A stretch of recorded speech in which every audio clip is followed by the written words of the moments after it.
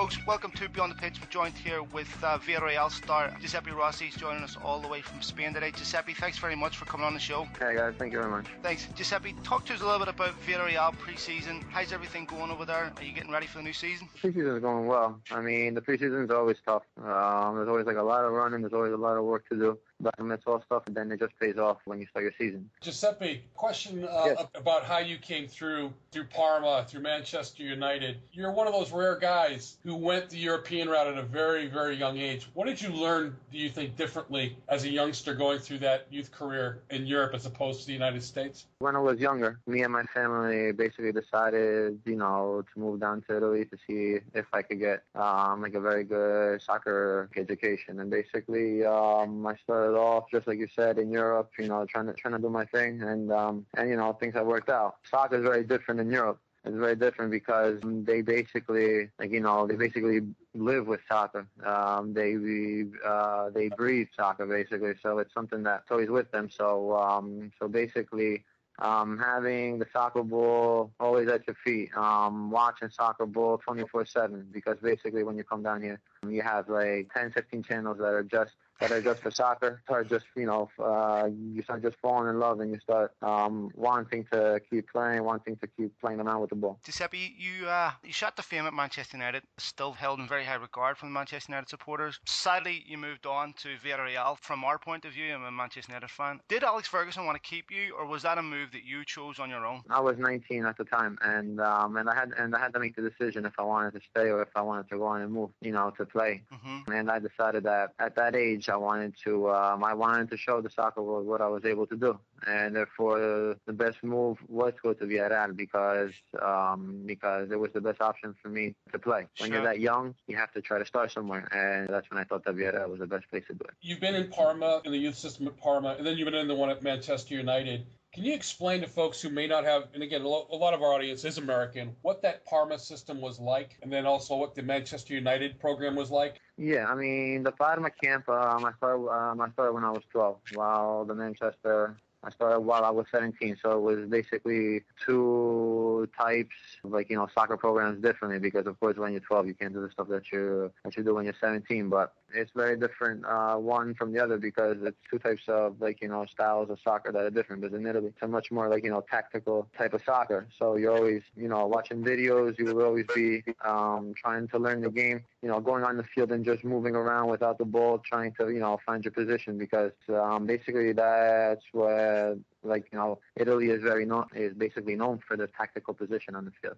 While the English, it's much more of a physical, much more of a running type of soccer, and therefore the trainings are all different, more with the ball and more running involved. Giuseppe, on the subject of Italy, obviously you were disappointed not to make the World Cup squad. There has been some changes with Cesare Prandelli coming in. Have you had a chance to speak to Prandelli, and are you excited about your future under Cesare Prandelli? I haven't spoken to him yet, no, but I did get the chance to know him when I was younger, when I was in the Parma youth system, because when he used to coach Parma, he basically invited me to play a couple times with the first team when I was 15, 16 years old. So that's when I met him. I think he's a great coach. I think he'll do very, very well, and we'll see what happens. You've been part of the Azzurri, and you've been inside that locker room with Marcello Lippi, with Gennaro Gattuso, Buffon, Cannavaro. You've been in that room with those guys. What is that room like? I mean, I still just remember my first time going in there, and just like you said, being around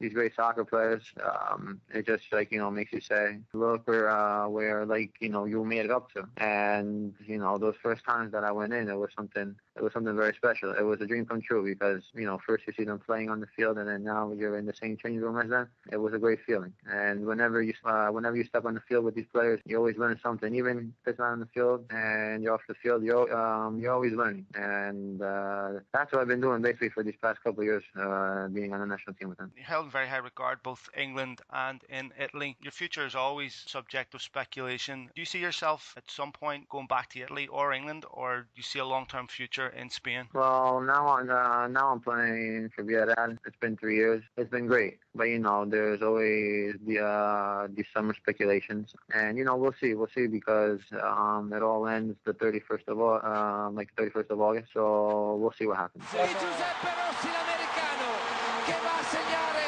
la sua seconda rete in nazionale.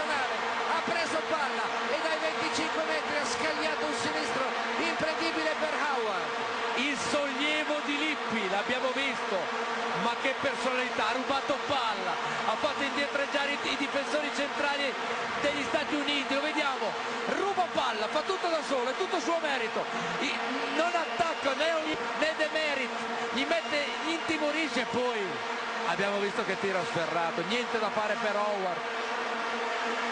Giuseppe Rossi, l'americano, aveva bagnato il suo. Last question for me, Giuseppe, and this is the question you always get from the United States, and I know you're getting this one from an Italian American, so I'm on your side here, buddy. All right, but I gotta ask the question because I know the Azzurri, what it means to an Italian. Lead us through the decision when you decided to play for the Italian national team as opposed to the U.S. because that's the question that keeps getting asked. Tell us how that decision affected you, and I understand that it's a cruel decision to make, and FIFA forces kids to make these decisions at a very young age. I understand that, but just lead us through what that was like. Well, I really thought that I was going to dodge this one, but okay.